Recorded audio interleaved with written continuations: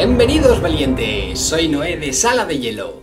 Vamos a continuar con las nominadas a la mejor película para los Oscars 2018. En este instante nos toca analizar Dunkirk. Lo que ha ocurrido es una colosal catástrofe militar.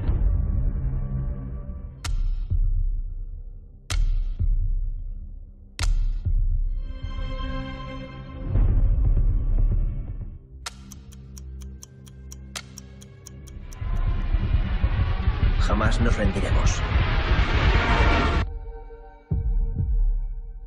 Película dirigida y escrita por el fantástico cineasta Christopher Nolan, uno de mis directores favoritos.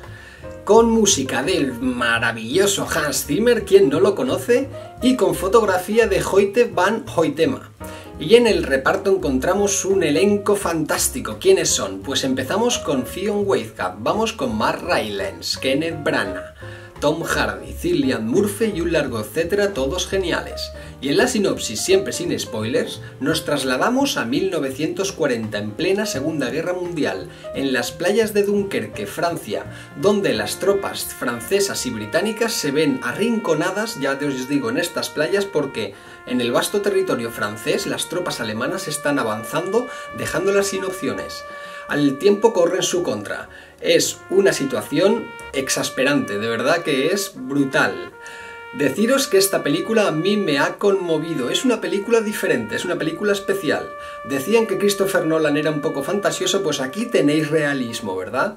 Es muy pragmática, de verdad que tiene un tratamiento de imagen como pocas.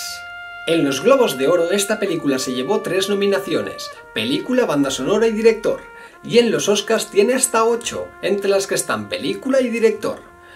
Bueno, os voy a dar curiosidades, y es que históricamente esta operación que se detalla en la película se llamó Operación Dínamo.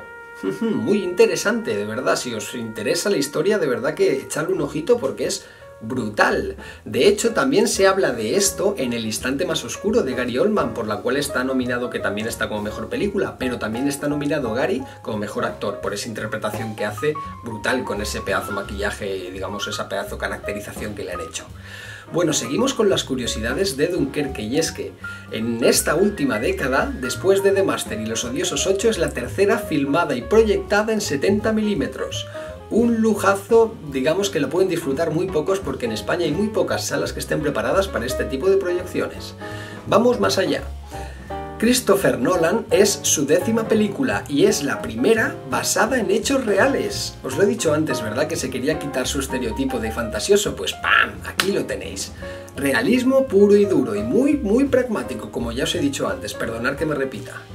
Y estas serían las curiosidades. Por último, me gustaría deciros una muy interesante, y es que el fantástico compositor Hans Zimmer tuvo el encargo por parte de Nolan de crear como una tensión a lo largo de todo el metraje. ¿Cómo lo consiguieron? Con un tic-tac de un reloj a lo largo, como os digo, casi toda la película, pero lo sintetizó a raíz de un reloj de bolsillo del propio Nolan. Hans Zimmer cogió el reloj, lo sintetizó, lo remezcló y así es como queda, que crea una tensión, ¡wow!, brutal.